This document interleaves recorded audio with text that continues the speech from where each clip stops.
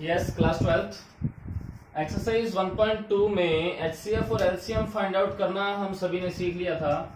Relation between HCF and LCM ये भी हमने स्टडी कर ली थी। That HCF multiply LCM is equal to product of two numbers. आज हमारे पास कुछ क्वेश्चंस और हैं एक्सरसाइज 1.2 के।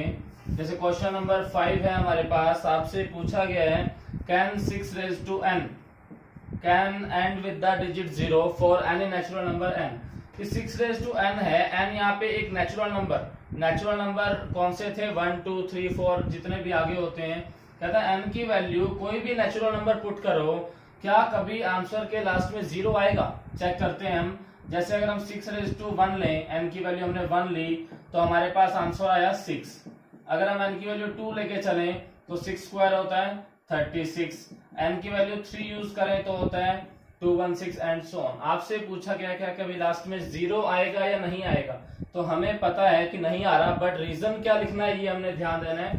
तो सबसे पहले हम ये देखते हैं कि 0 किसके लास्ट में आता है और क्यों आता है। अगर वो रीजन हमें पता लग गया कि 0 क्यों आता है लास्ट में, तो यहाँ पे चेक कर लेंगे कि वो यहाँ पे कंडीशन सेटिस्फाई हो रही है या नहीं हो रही। जैसे 10 के लास्ट में 0 आता है, अगर हम 10 के फैक्टर्स फाइंड आउट करें तो 2 5s are 10, मतलब कि 10 के फैक्टर्स में 2 और 5 है। 20 के लास्ट में 0 आता है, 20 के फैक्टर्स निकालें तो 20 के फैक्टर्स में 2 और 5 आए हैं। 30 के फैक्टर्स फाइंड आउट करें तो 30 के फैक्टर्स में 2 3 और 5 आए हैं।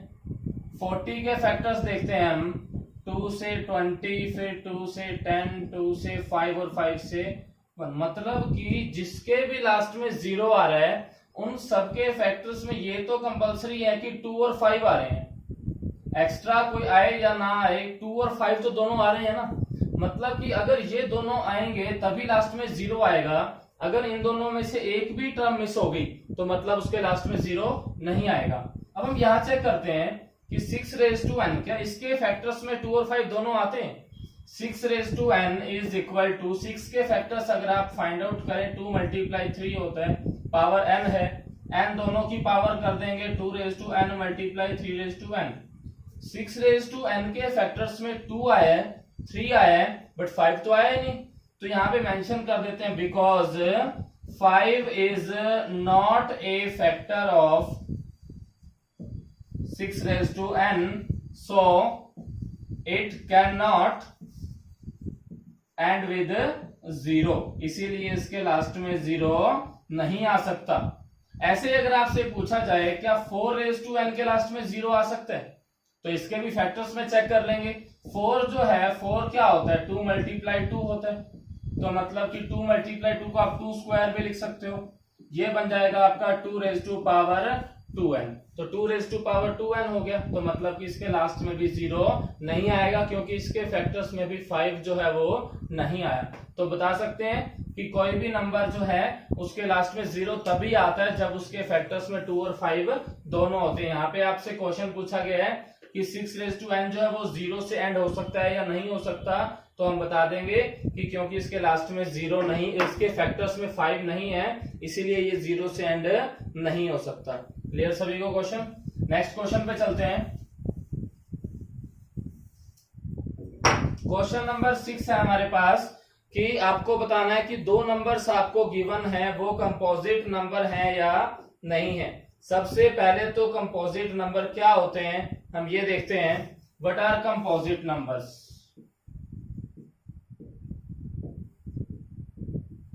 आपको बताया था प्राइम नंबर्स और कंपोजिट नंबर्स के बारे में पहले भी। प्राइम नंबर्स होते हैं the numbers that are having 2 factors, जिनके 2 फैक्टर्स होते हैं। जैसे 2 है, 2 के 1 और 2 फैक्टर्स हैं। 3 के फैक्टर्स 1 और 3 हैं। 5 के फैक्टर्स 1 और 5 हैं। 6 के फैक्टर्स देखें तो 1 2 3 और 6 4 हो जाते हैं। 4 के फैक्टर्स देखें तो 1 2 और 4 3 हैं। जिनके 2 फैक्टर्स होते हैं वो तो प्राइम नंबर, और जिनके 2 से ज्यादा फैक्टर्स होते हैं वो कौन से हो जाते हैं? कंपोजिट नंबर्स हो जाते हैं।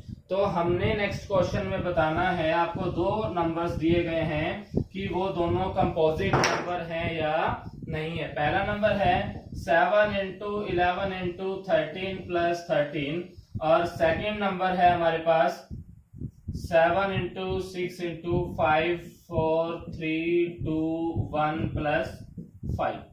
तो सबसे पहले फर्स्ट क्वेश्चन को हम चेक करते हैं। फर्स्ट पार्ट में क्या है, इसको पहले हम सॉल्व कर लेते हैं। सॉल्व करेंगे 7 मल्टीप्लाई 11 77 हो जाता है। 77 को 13 से करेंगे तो 1001 हो गया प्लस 13 और ये सारा आ गया 1014। अब इसके फैक्टर्स चेक कर लो कि कितने हैं। अगर इसके दो फैक्टर्स आते हैं तो ये प्राइम नंबर है, दो से ज्यादा आते हैं तो कंपोजिट है। अगर हम 1014 के फैक्टर्स फाइंड आउट करें, 2 पे डिवाइड होगा 507, फिर 3 पे डिवाइड होगा 169, फिर ये 13 से 13 और 13 से 1। तो कितने फैक्टर्स आए इसके, 1 2 3 4 एंड 5। दो से तो ज्यादा हो गए, लिख देंगे because it has more than 2 factors, more than 2 factors, so it is composite number. तो ये क्या हो जाएगा, कंपोजिट नंबर। ऐसे ही हम इसको चेक करते हैं, इन सबको मल्टीप्लाई करेंगे तो हमारे पास हो जाता है 5040 प्लस 5, तो ओवरऑल हो गया 5045। इसके भी फैक्टर्स निकाल लेंगे। फैक्टर्स फाइंड आउट करने हमें आते हैं 5045 के, तो 5 पे डिवाइड किया 1009। अगर ये किसी पे नहीं जाता, इटसेल्फ पे तो डिवाइड होगा ही होगा 1009 पे। तो फैक्टर्स कितने हुए, 1 2 एंड 3 हो गए, मोर देन 2 सेम लिख देंगे because it has more than 2 factors, so it is composite number. तो बिल्कुल सिंपल सा क्वेश्चन था।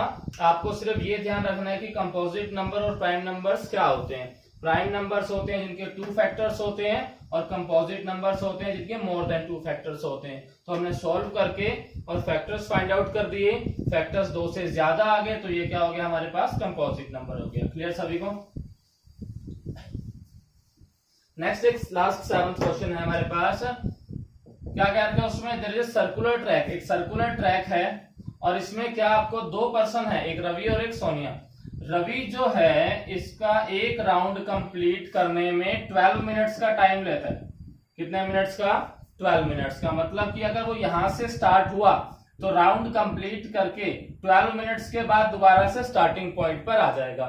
उसके बाद अगर वो सेकेंड राउंड स्टार्ट करता है तो इसमें 12 मिनट और लगेंगे, 12 मिनट्स और लगेंगे, मतलब कि 24 मिनट्स के बाद फिर से वो स्टार्टिंग पॉइंट पर होगा।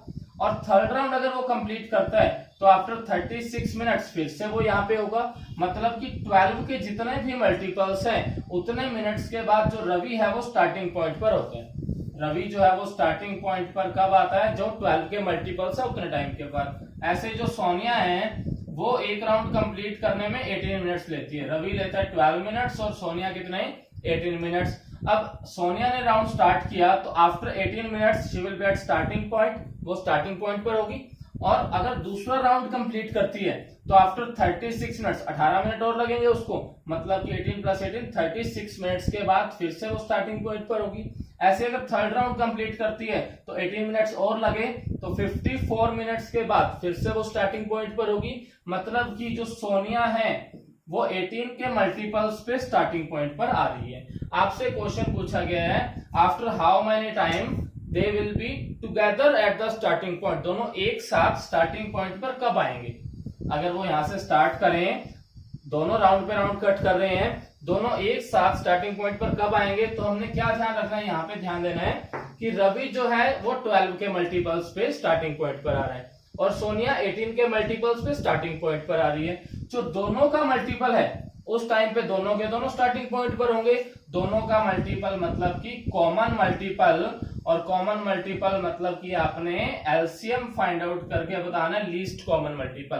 तो हम क्या करेंगे, 12 और 18 का एलसीएम निकाल देते हैं। जितना भी एलसीएम आएगा उतने टाइम के बाद दोनों के दोनों क्या होंगे, स्टार्टिंग पॉइंट पर होंगे। तो 12 और 18 का एलसीएम निकालने के लिए हम फैक्टर्स फाइंड आउट करेंगे।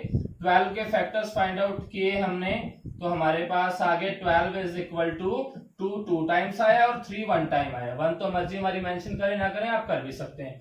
18 2 पे डिवाइड हुआ 9, 3 और 3 पे 1, तो 18 के फैक्टर्स में 2 1 टाइम है और 3 2 टाइम है। तो एलसीएम आपको बताया था highest power of each factor, her factor की बड़ी पावर हमने यूज करनी होती है। 2 की बड़ी पावर हमारे पास है 2, 3 की भी बड़ी पावर हमारे पास है 2 रेज़ टू 2 4 और 3 रेज़ टू 9, मल्टीप्लाई करेंगे 36 हमारा आंसर आ गया। मतलब कि after 36 minutes they will be at starting point, mention कर देंगे लास्ट में after 36 minutes they will be together at the starting point. तो ये हमारे 3 क्वेश्चंस थे, बिल्कुल सिंपल थे।